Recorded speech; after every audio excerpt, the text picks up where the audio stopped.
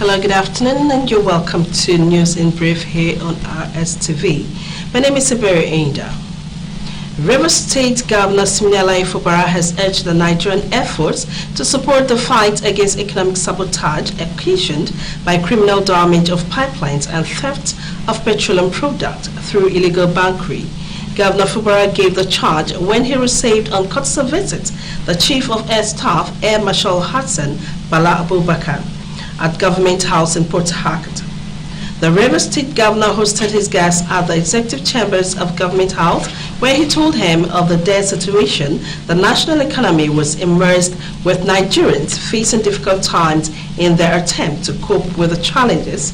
Governor Ifobara tasked the Nigerian efforts not to leave the fight against economic saboteurs to the Navy, Army, or the state government alone, but be willing to synergize efforts with other security agencies.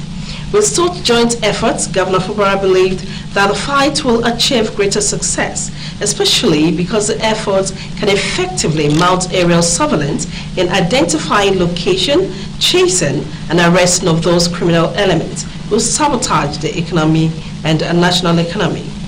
Chief of Air Staff Air Marshal Hassan Bala Abubakar commended Governor Ifobara for sustaining existing relationship between the state government and the Air Force. The United Nations Development Programme UNDP has scheduled a 3-day leadership retreat for state governors, according to a statement from the Secretariat of the Nigerian Governors Forum, NGF. The 3-day program, funded by the UN agency, begins today in Kigali, Rwanda. The statement described the retreat as part of UNDP's commitment to raising the level of governance in Africa and other parts of the world. The UN agency said this requires the nurturing of skills to support deep listening and self-awareness.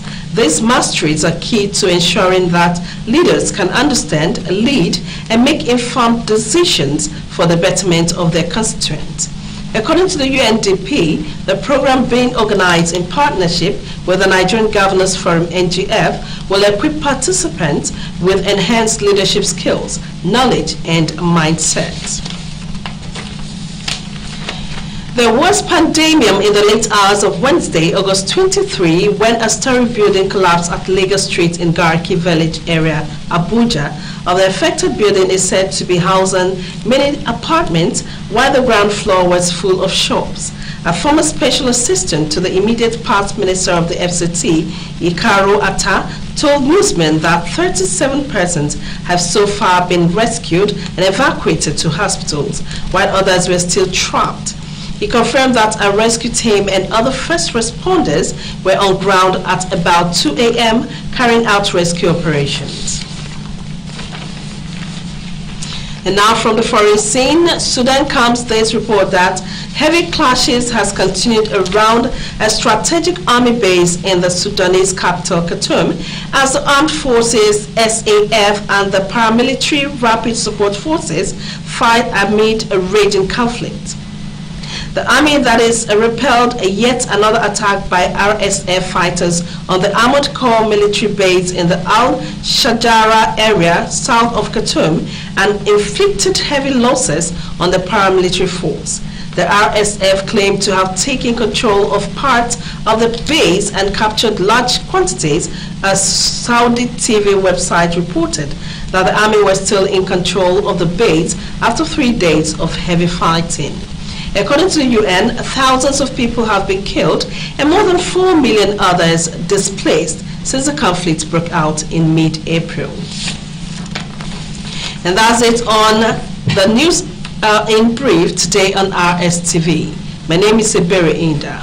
Many thanks for joining us.